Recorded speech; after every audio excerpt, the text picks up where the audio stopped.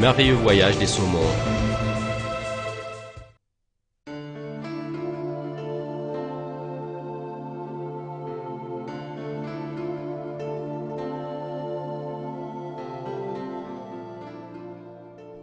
Sur les rives ouest des rivières de l'Amérique du Nord, vit un des migrateurs les plus intéressants du monde.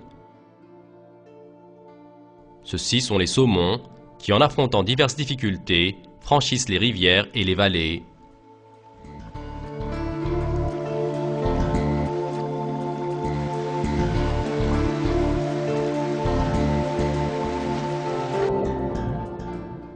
La vie des saumons commence avec les œufs que leur mère dépose dans un cours d'eau peu profond.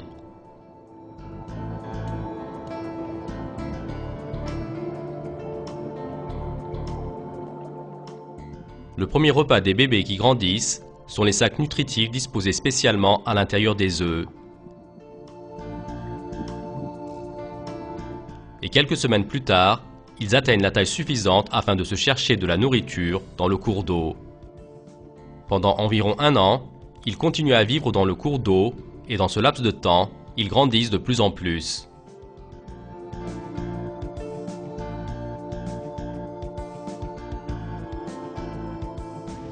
Les saumons furent créés avec une constitution leur permettant de vivre à la fois dans l'eau douce et l'eau salée. Quant au but de cette création, il est caché dans le voyage miraculeux que ce poisson va faire. Un matin de printemps, des milliers de saumons commencent à migrer tout le long du lit de la rivière.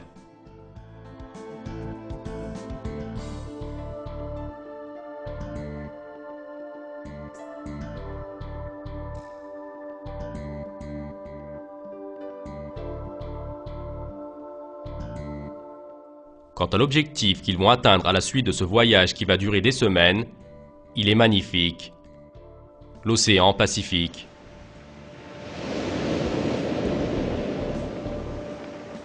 Dès qu'ils atteignent l'océan, le mécanisme génétique des saumons produit un changement structurel dans leur corps et le poisson est alors en mesure de vivre dans l'eau salée. Tout au long des 1 ou 4 années suivantes, ils vont parcourir des distances gigantesques dans l'océan. En sortant des rives de l'Amérique, ils passent à côté de l'Alaska et en traçant un grand arc vers le Japon, ils reviennent.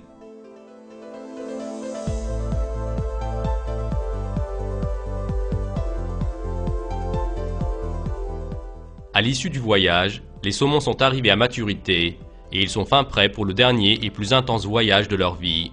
Ils vont retourner chez eux, c'est-à-dire dans le lit du cours d'eau où ils sont nés. Dans le lit du fleuve où ils sont passés des années auparavant pour atteindre la mer, maintenant, ils commencent à nager dans le sens tout à fait opposé, c'est-à-dire à contre-courant. Aucun obstacle se présentant en face d'eux ne les décourage. Lorsqu'ils rencontrent des chutes d'eau, ils poursuivent leur route en sautant hors de l'eau. Ils peuvent même franchir des obstacles de 3 mètres en sautant.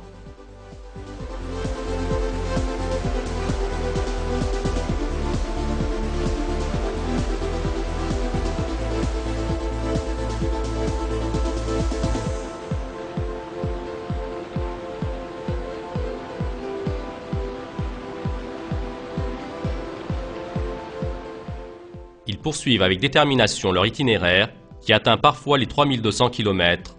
Tout au long de ce voyage, ils ne mangent rien. Ils utilisent l'énergie qu'ils ont emmagasinée auparavant alors qu'ils étaient en mer. Et à la fin, ils arrivent sans faute au lit de la rivière où ils sont venus au monde des années auparavant et ils y déposent leurs œufs. Ils ont accompli leur devoir. Après une courte période, ils meurent.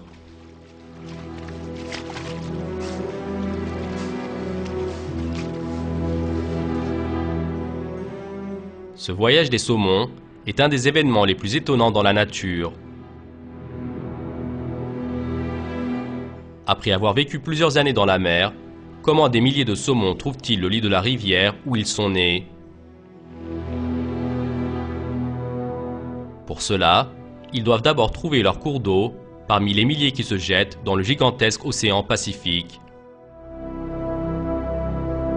Et ensuite, tout le long du cours d'eau, ils doivent nager sans se tromper, malgré le fait que celui-ci se sépare en branches plusieurs fois, et à chaque embranchement, ils doivent prendre la bonne décision et aller dans le bon sens.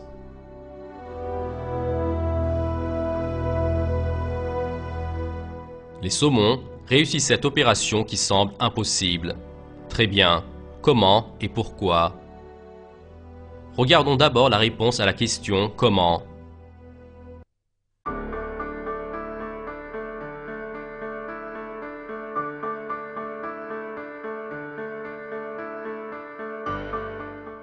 Les recherches montrent que les saumons ont été créés avec un système sensoriel spécial afin d'accomplir ce voyage.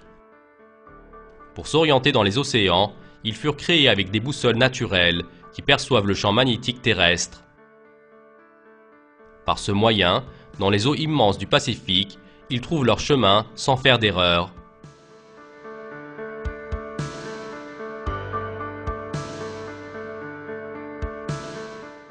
Seulement, la vraie question est de savoir comment les saumons ont trouvé le lit du cours d'eau où ils sont nés. Ceci nécessite un tout autre système que la boussole naturelle. Les recherches effectuées à ce sujet montrent que les saumons furent créés avec l'organe olfactif le plus sensible du monde et qu'ils trouvent le cours d'eau où ils sont nés en suivant l'odeur de ce dernier.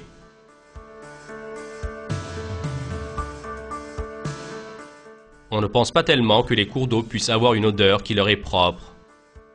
Seulement, dans la réalité, chaque cours d'eau sur Terre a une composition chimique qui lui est propre.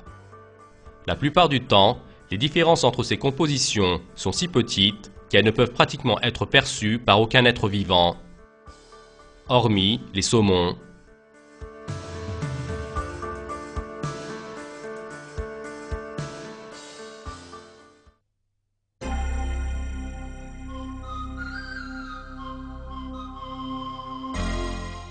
Un des événements les plus intéressants qui révèle l'aptitude des saumons à s'orienter fut vécu dans la ferme d'élevage de poissons de Prairie Creek, en Californie du Nord. Une découverte faite dans cette ferme a révélé une surprenante aventure de migration. Le 2 décembre 1964, dans l'un des bassins de reproduction de poissons de la ferme, un saumon plutôt grand, qui a atteint ses 2 ans, fut découvert en train de nager parmi les centaines de poissons bébés.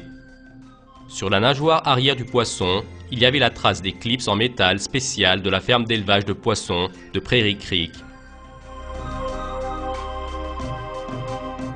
Cette situation montrait que ce poisson était l'un des saumons élevés dans cette ferme il y a 2 ans de cela, puis il avait été relâché dans l'océan. Mais en revenant de l'océan, comment le poisson a-t-il pu entrer dans le bassin fermé de la ferme? Il y avait un détail qui donnait une idée à ce sujet. La grille en métal du couvercle de la boîte donnant sur le canal utilisé pour évacuer les eaux excédentes du bassin était cassée. Est-il possible que pour pouvoir revenir à l'endroit où il est né, ce poisson soit entré dans les conduits d'eau de la ferme et qu'il ait accédé au bassin après avoir cassé le couvercle de cette boîte? Concernant le fait, il n'y avait pas d'autre explication que celle-ci. Mais quand on pense au trajet que ce poisson devait parcourir de l'océan jusqu'à ce bassin, cela semble impossible. Pour que le saumon puisse retourner à la ferme où il est né, il devait commencer son voyage de ce point, c'est-à-dire de l'endroit où le fleuve Redwood Creek débouchait sur l'océan. Ensuite, le poisson devait nager 5 km à contre-courant et il allait ainsi parvenir au premier embranchement. À cet embranchement, il va prendre la bonne décision et se diriger vers le nord. Seulement, après un certain temps, il allait venir à une bifurcation plus ardue. Car, dans cette bifurcation, pour le saumon, il y avait 2 signaux très similaires l'un à l'autre. La ferme de poissons où le saumon est venu au monde était tout juste située au milieu de la bifurcation. Le premier choix qui vient à l'esprit, c'était que le saumon aille à droite car l'eau de la ferme coulait du côté droit. Mais pour une certaine raison, il a choisi le côté gauche et il a commencé à s'approcher de la ferme où il est né par la partie arrière. La raison de cette décision étonnante était cachée sous l'autoroute qui passe dans la région. Sous l'autoroute, il y avait un canal où étaient jetées les eaux excédentes de la ferme d'élevage de poissons. Dans les périodes normales, très peu d'eau vient de ce canal et elle est absorbée par la terre avant de pouvoir atteindre la rivière.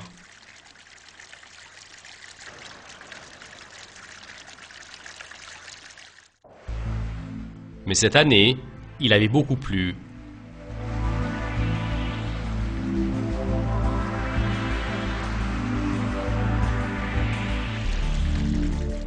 En raison de la pluie, les eaux du canal ont pu atteindre la rivière.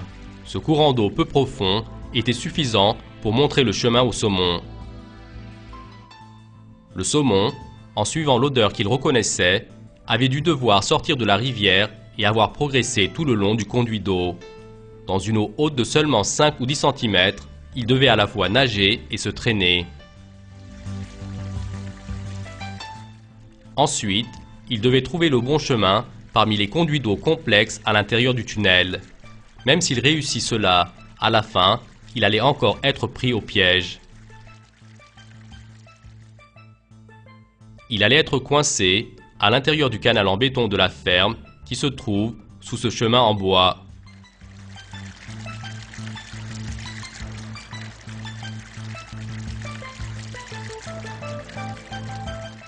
Mais le saumon n'a pas abandonné. Il a trouvé le tuyau de 12 cm de diamètre reliant ce canal au bassin. Il a avancé tout le long de ce tuyau et il s'est trouvé face à face avec un dernier obstacle, la grille en métal devant le tuyau.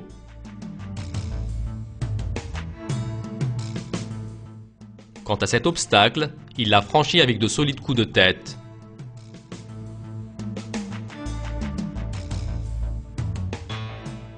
Et donc, à l'issue de cet incroyable voyage, le saumon est arrivé dans un petit bassin où il est venu au monde il y a 2 ans.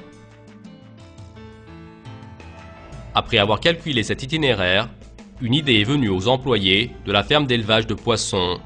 Se peut-il qu'il y ait d'autres saumons qui étaient revenus au nid?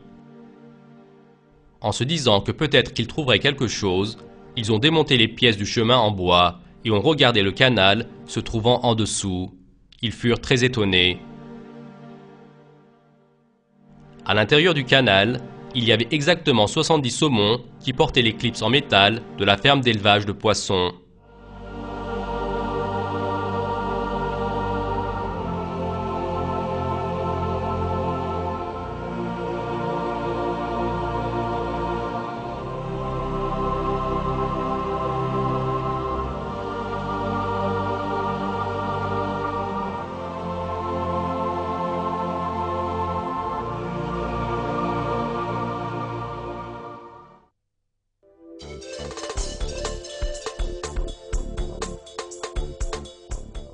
Toute cette histoire extraordinaire des saumons nous présente des preuves importantes au sujet de la création.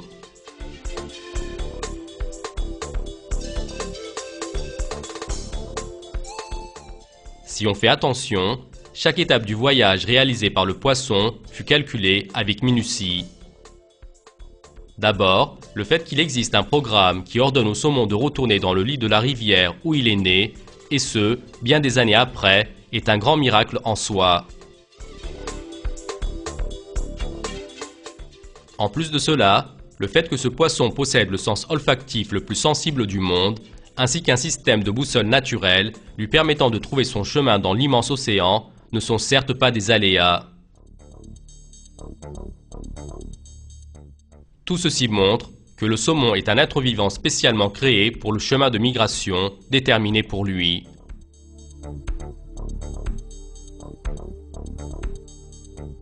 Quant à celui qui crée le saumon avec ses particularités extraordinaires, c'est Allah le Très-Haut, le créateur de tous les êtres vivants et le Seigneur de tous les univers.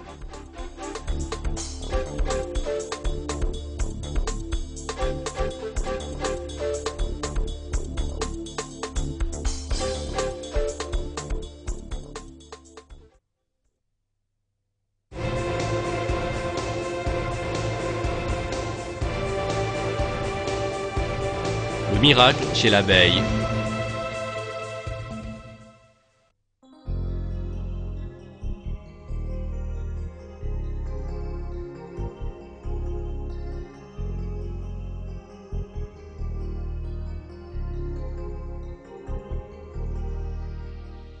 L'un des êtres vivants les plus intéressants dans la nature sont les abeilles qui, avec le miel qu'elles produisent, nous offrent un festin magnifique.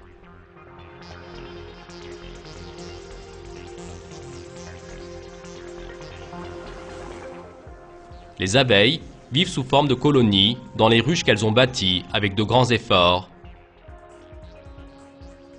À l'intérieur de chaque ruche, il y a des dizaines de milliers de petites alvéoles hexagonales qu'elles ont construites pour stocker le miel. Pour remplir ces alvéoles avec du miel, les abeilles sont tenues de collecter du nectar dans les fleurs. Ceci est une opération plutôt laborieuse.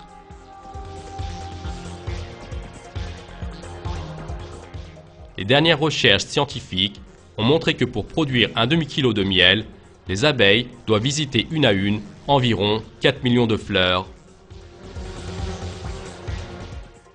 Rien que le fait de trouver l'emplacement de ces fleurs est une affaire difficile en soi. Pour ce travail, les abeilles chargent certaines d'entre elles en tant qu'exploratrices et messagères.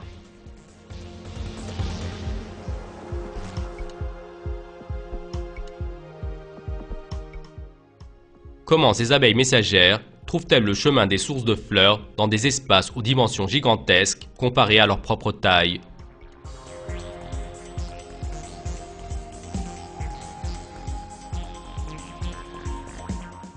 Comment retournent-elles à leur ruche sans se perdre et sans se tromper de chemin? Et le plus important, comment indiquent-elles l'emplacement de la source qu'elles trouvent aux autres abeilles de la ruche? En étudiant ces questions, des vérités très intéressantes furent révélées.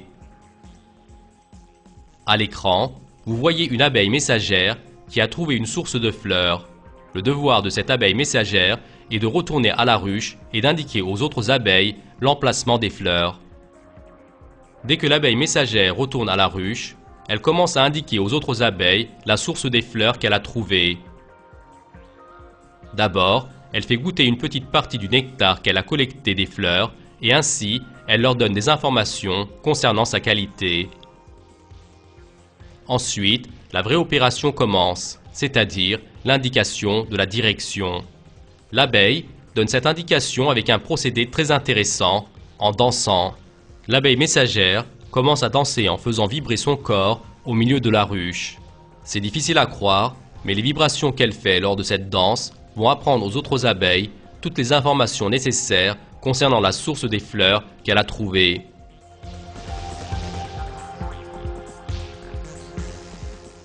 Par exemple, si la danse qu'elle effectue est sous forme d'une ligne droite vers le haut de la ruche, cela veut dire que la source de nourriture est exactement dans la direction du soleil. Si les fleurs sont tout à fait dans la direction opposée, cette fois-ci, l'abeille messagère décrit une ligne vers le bas de la ruche. Regardez, maintenant, l'abeille effectue une danse juste vers le côté droit. Ceci montre que la source des fleurs est du côté droit avec un angle d'exactement 90 degrés. Quant à cette abeille messagère, elle indique à ses amis une inclinaison qui est à 45 degrés par rapport au côté gauche du soleil.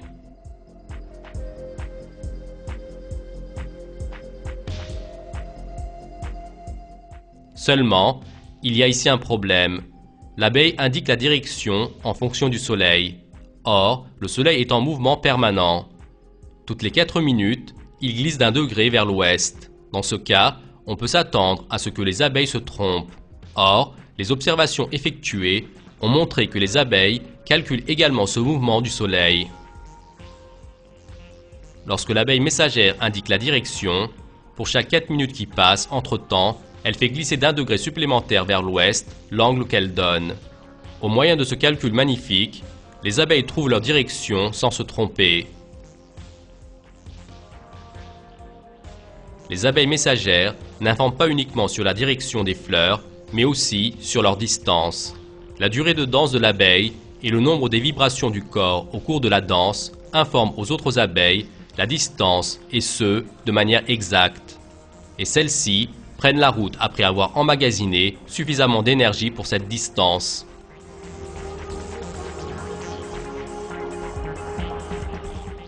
Ces caractéristiques merveilleuses des abeilles ont été testées avec une expérience réalisée en Californie, aux États-Unis. Dans l'expérience, 3 récipients avec une certaine quantité d'eau sucrée furent déposés dans 3 endroits différents. Un temps après, les abeilles messagères ont découvert ces sources. L'abeille messagère qui a atteint le premier récipient fut marquée d'un point, celle qui a atteint le deuxième récipient d'un trait et celle qui a atteint le troisième récipient d'une croix. Quelques minutes après, on a vu que les autres abeilles de la ruche ont observé avec attention ces abeilles messagères.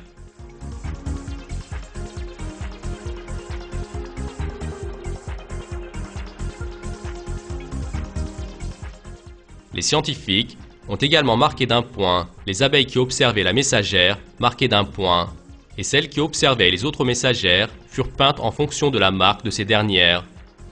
Quelques minutes après, sont arrivées au premier récipient uniquement les abeilles marquées d'un point, au deuxième récipient celles marquées d'un trait et au troisième récipient celles marquées d'une croix. Ainsi, il fut prouvé que les abeilles dans la ruche ont trouvé la direction en fonction de l'information donnée par les abeilles messagères.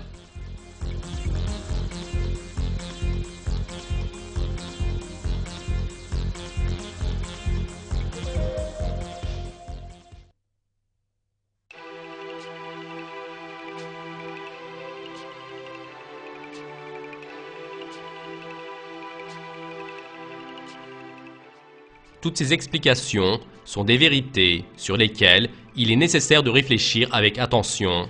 Comment est donc apparue cette étonnante organisation chez les abeilles?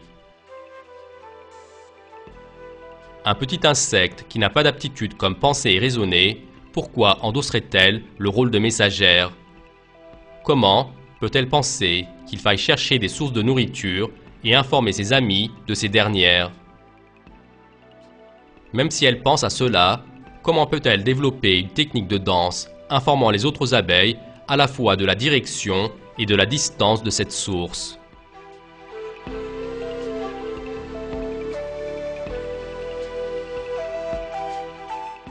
Comment les abeilles de la ruche peuvent-elles retirer une signification des vibrations et des mouvements complexes du corps de l'abeille messagère?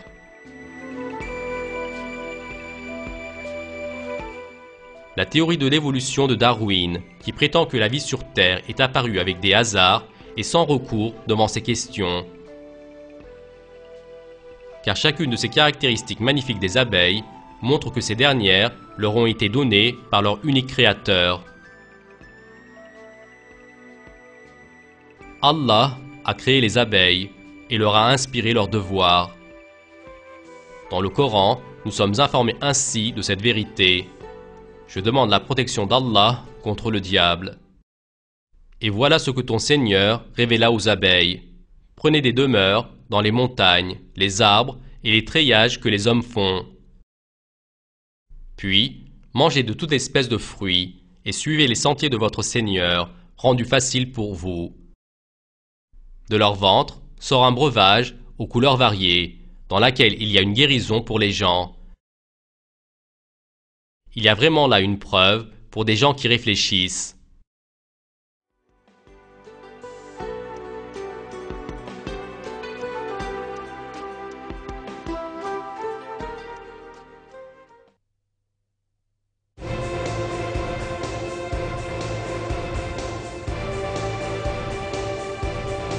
La migration miraculeuse du monarque.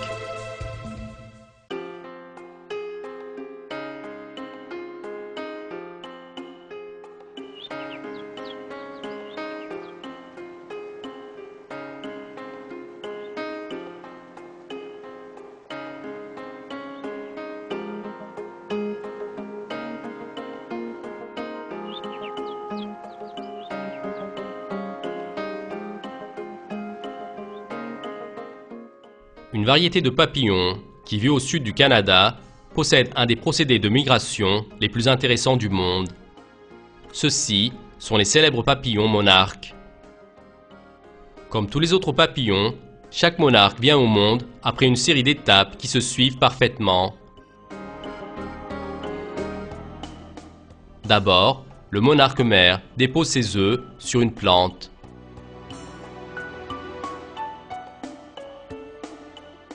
Les petites larves qui sortent des œufs se nourrissent un certain temps avec les fleurs et se transforment en chenilles. Ensuite, ils se font un nid fermé qu'on appelle cocon. Le cocon du monarque est tout à fait une merveille de conception. Il est attaché à une branche d'arbre avec un lien fin mais très solide. Après un certain temps, cette chenille, qui subit une transformation à l'intérieur du cocon, va lentement sortir dehors.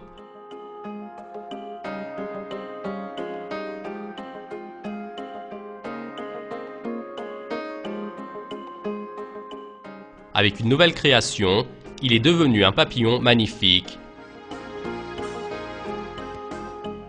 Ses ailes, qui sont d'abord à plat, se remplissent avec le sang qui est pompé.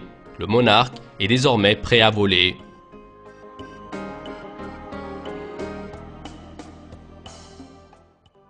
Il y a une particularité très intéressante qui différencie les monarques des autres variétés de papillons. En une année, vivent exactement 4 différentes générations de monarques. Les 3 premières de ces générations ont une vie moyenne de 5-6 semaines. Seulement, la 4e génération est très différente, car cette génération va effectuer un voyage migratoire qui va durer environ 8 mois et elle va rester en vie jusqu'à l'accomplissement de ce voyage.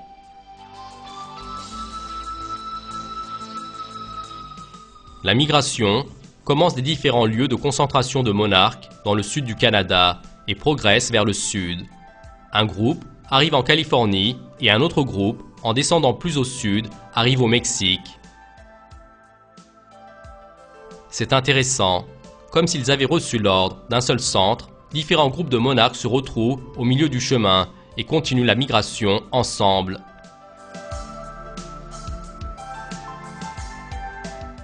Et le commencement de la migration des monarques fut planifié d'un seul centre. Les papillons ne prennent pas la route à un moment quelconque, mais juste la nuit de l'équinoxe d'automne, quand la nuit a une durée égale à celle du jour.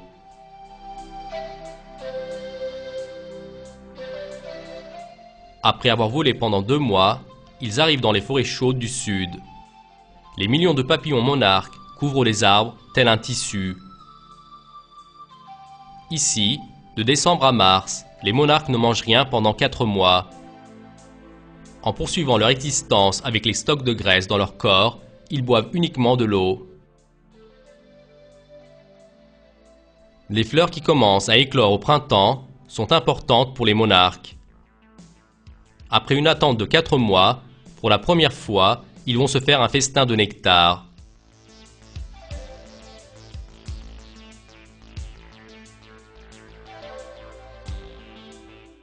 Désormais, ils ont stocké l'énergie nécessaire pour le retour en Amérique du Nord. Vers la fin de mars, ils s'accouplent avant de prendre la route.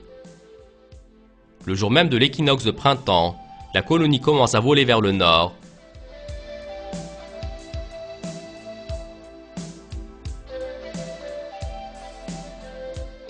Ils accomplissent leur voyage et ils meurent peu de temps après être arrivés au Canada. Seulement, avant de mourir, pour la continuation de leur lignée, ils mettent au monde la génération nécessaire. La génération qui vient de naître est la première de l'année et elle va vivre environ 1 mois et demi. Plus tard, les 2e et 3e générations. Lorsqu'on en vient à la 4e génération, la migration va encore commencer. Cette génération va à nouveau vivre 6 mois de plus que les autres et la chaîne va ainsi continuer.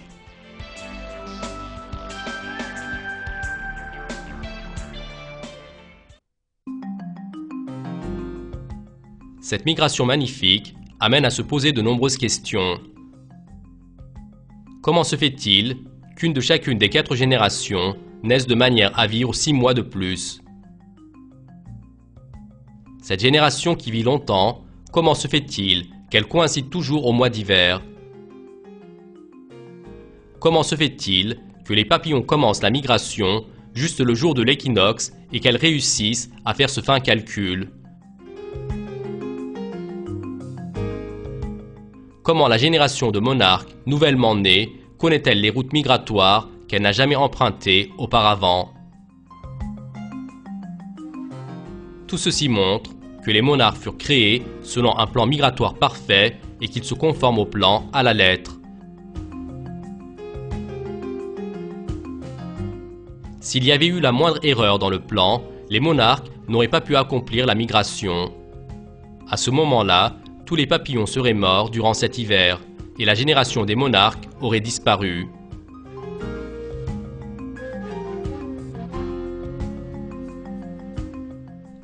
Il est clair que ces êtres vivants furent créés de manière spéciale et la migration extraordinaire qu'ils réalisent chaque année leur a été inspirée. Quant au propriétaire de cette création magnifique, c'est Allah le Tout-Puissant, le Seigneur des cieux et de la terre, le Créateur et le Maître de tous les êtres.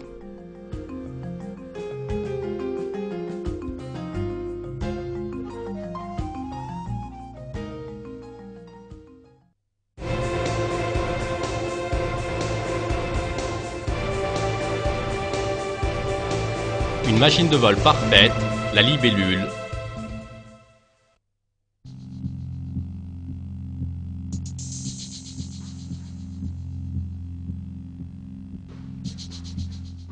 Les êtres humains se sont beaucoup efforcés pour trouver les moyens de voler.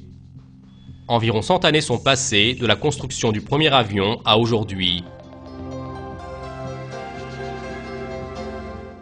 Des avions, dans des milliers de modèles différents, ont été développés.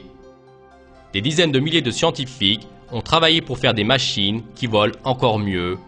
Au bout du compte, sont apparues les magnifiques machines de vol utilisées aujourd'hui.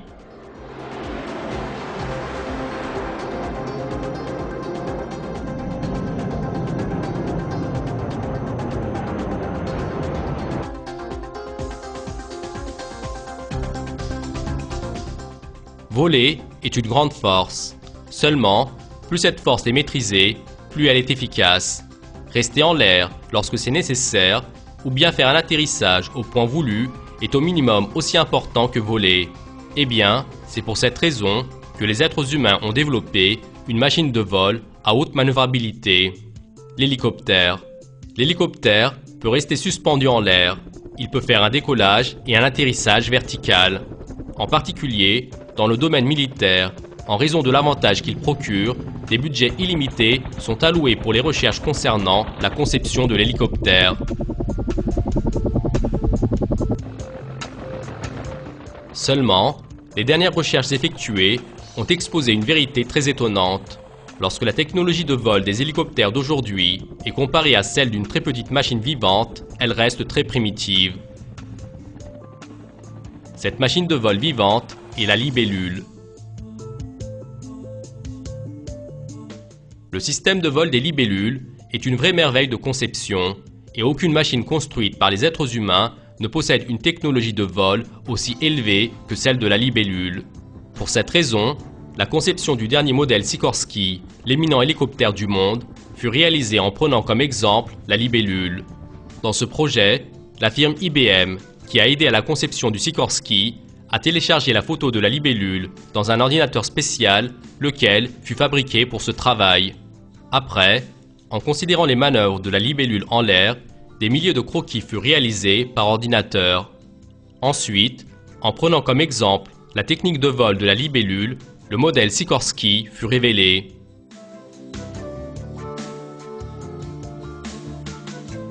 En résumé, une conception de très loin supérieure à ce qu'a planifié l'être humain se trouve dans le corps d'un tout petit insecte.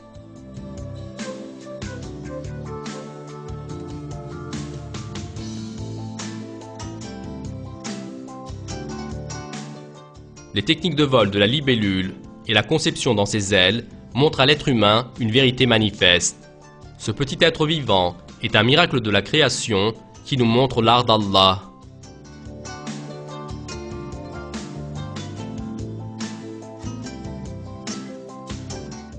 Sur le corps de la libellule, il y a deux paires d'ailes disposées en oblique. Cette disposition lui donne la capacité de manœuvrer très rapidement.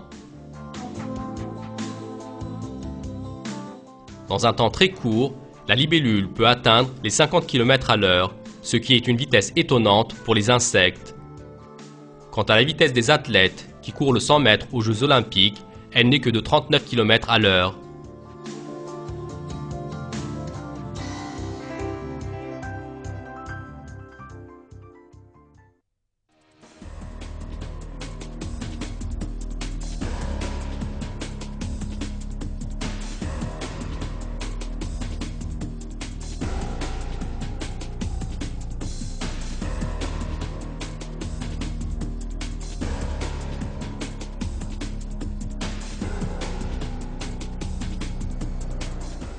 Une autre condition pour bien voler est de bien voir. Si le vol n'est pas appuyé avec un système de vision parfait, ce sera extrêmement dangereux.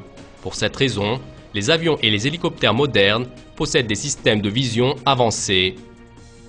Et la libellule est équipée d'un système de vision très supérieur. La libellule a exactement 30 000 micros-yeux. Chaque œil voit un point différent. Les informations venant de ces yeux sont transmises au cerveau de la libellule qui effectue des opérations tel un ordinateur. Grâce à ce système, la libellule possède une merveilleuse aptitude à voir.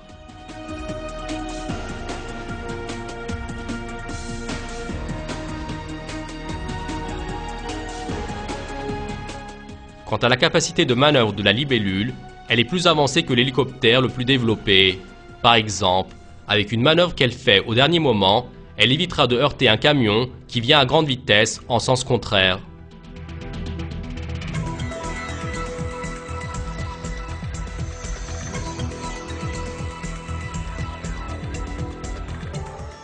La libellule est maintenant face à face avec un double piège. Elle doit à la fois éviter de heurter le pare-brise de l'automobile qui vient d'en face et fuir le rapace qui veut la chasser. Et elle réussit cela avec une manœuvre très habile.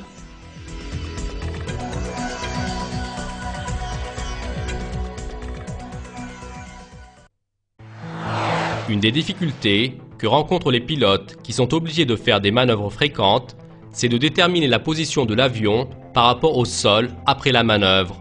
Si après la manœuvre, le pilote s'en mêle, ne serait-ce qu'un instant, sur le fait de savoir laquelle est la position haute et laquelle est la position basse, l'avion peut tomber. Contre ce danger, les techniciens ont développé un appareil spécial. Cet appareil, qu'on appelle le gyroscope, montre au pilote une ligne d'horizon artificielle. Le pilote compare cette ligne avec la vraie ligne d'horizon et détermine la position de l'avion à l'instant même. Depuis des millions d'années, la libellule utilise un appareil semblable à celui développé par les techniciens. Une ligne d'horizon artificielle fut tracée devant les yeux des libellules. Peu importe avec quel angle vole son corps, grâce à cela, il maintient sa tête constamment parallèle à la ligne d'horizon. Lorsque lors du vol, le corps de la libellule change de position, les duvets entre sa tête et son corps sont stimulés. Les cellules nerveuses, qui se trouvent à la base de ces duvets, envoient des informations aux muscles de vol concernant la position aérienne de la libellule. Et par ce moyen, les muscles de vol règlent de manière automatique la vitesse du battement des ailes et leur nombre. Ainsi, même au cours des manœuvres les plus difficiles, la libellule ne perd jamais la direction et le contrôle de son vol. Ce système est une vraie merveille d'ingénierie. Eh bien, sur ce point, le devoir qui incombe à une personne possédant l'intellect, c'est de réfléchir. La libellule est un insecte qui n'est même pas au courant des systèmes extraordinaires qu'elle possède. Qui donc a installé dans le corps de cet insecte les systèmes de vol complexes que même les ingénieurs les plus habiles prennent en exemple? Qui a donné à la libellule les ailes parfaites, les moteurs qui font fonctionner ces ailes, le système de vision supérieure? Cette conception magnifique, l'œuvre de qui est-elle?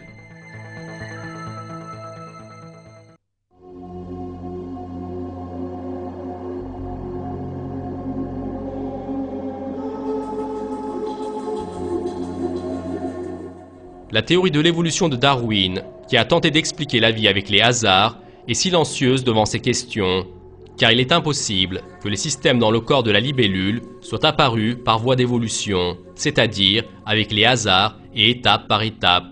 La raison de cela est que pour la vie de l'être vivant, tous les systèmes doivent exister en même temps et de manière intégrale. Et il fallait que la première libellule sur Terre apparaisse avec ses mécanismes parfaits d'aujourd'hui.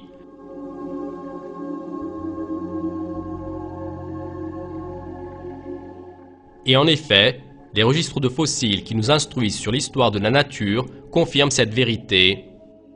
Les registres de fossiles montrent que les libellules sont apparues soudainement sur Terre. Ce fossile de 320 millions d'années appartient à la plus ancienne libellule connue.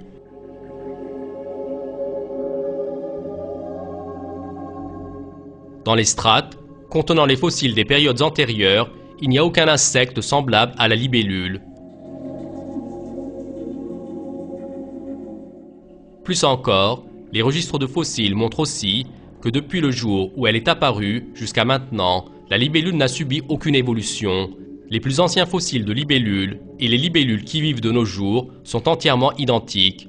Entre le fossile de libellule de 140 millions d'années que vous voyez en ce moment et son congénère vivant installé à ses côtés, il n'y a aucune différence. Ces vérités prouvent encore une fois l'invalidité de la théorie de l'évolution et montrent comment furent créées la libellule ainsi que tous les autres êtres vivants sur Terre.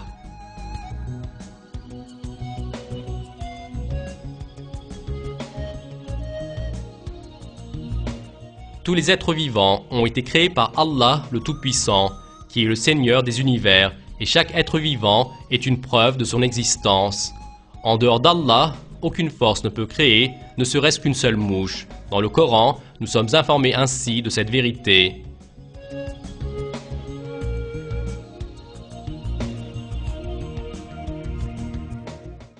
Ô homme, un exemple vous est donné, écoutez-le. Ce que vous invoquez en dehors d'Allah ne saurait même pas créer une mouche, même quand il s'unirait pour cela. Et si la mouche les dépouillait de quelque chose, il ne saurait le lui reprendre. Le solliciteur et le sollicité sont faibles.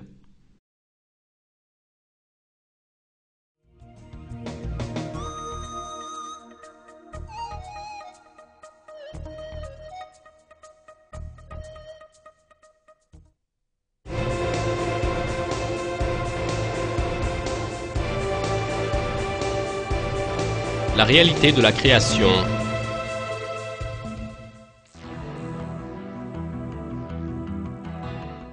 Les êtres vivants que nous avons examinés tout au long de ce film ne sont que quelques-uns des miracles de la création dans la nature.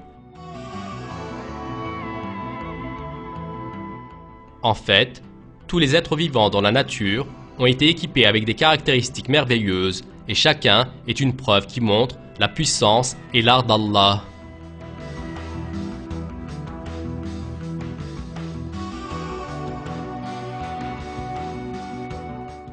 Ce qui est important, c'est d'être capable de voir cette création magnifique dans la nature et en comprendre le but. Allah veut de nous que nous réfléchissions sur la création et que nous en tirions des conséquences. Voici ce qui est proposé dans un verset du Coran. Dit, parcourez la terre et voyez comment il a commencé la création. Puis, Allah crée la génération ultime, car Allah est omnipotent.